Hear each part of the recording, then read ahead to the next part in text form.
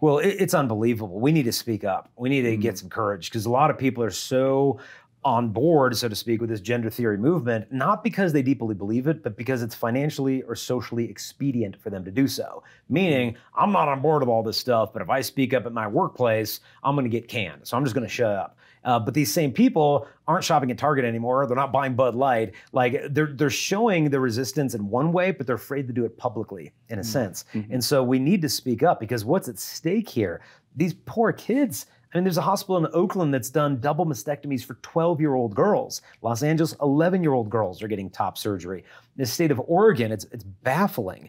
The state of Oregon, they've just changed not too long ago the age of medical consent to 15 years old. Wow. And what that means is if I'm a 20-year-old college girl and I go downtown Portland with my girlfriends and, we just want to get a tattoo of a little flower on my ankle, and I go to a tattoo parlor and they card me, and they look at the ID and they say, I'm sorry, you're 20 years old, you're not old enough to get a tattoo. You just don't have the mental capacity to decide on such a life-changing procedure as a tattoo. If you're 17 and prom's coming up and you want to get a tan and you live in Pacific Northwest, it's Oregon, sun's not out a lot, you want to go to a tanning salon. They card you. Sorry, can't use a tanning bed. You're 17, got to be 18. But if you want to get both of your healthy breasts surgically removed because you identify as non-binary without your parents' permission, you can now do that at the age of 15 through the entire state of Oregon, which is just baffling. And so what needs to happen is we need to speak up because the medical institution, there's infighting there, and unfortunately, there's this idea that, doctors universally agree that this is the best standard of care for these young people.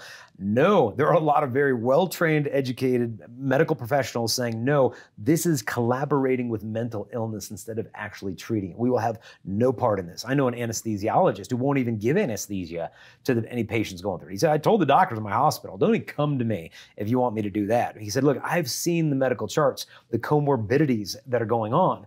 In fact, when the biggest gender clinic in the United Kingdom did an audit, the one audit they ever did of their patients, of what's going on in their mental health life, what they found is 98% of the kids coming in had comorbidities of mental health issues, meaning only 2% of them only had gender dysphoria. 98% had gender dysphoria with all of this other stuff going on in their life. And so they kind of plucked out dysphoria, said we'll treat that with transitioning while ignoring all of this stuff that needs more care. And so we've got to begin treating the whole person instead of simply using puberty blockers, cross-sex hormones, and scalpels, to deal with the issues that are going on in this kid's life. And so we need to speak up. We need to be dealing with legislation. We need to be voting into office people that are going to have the courage to protect young people from these doctors who may be well-intentioned. Some of them may be, but the long-term outcome of this is grim for the individuals.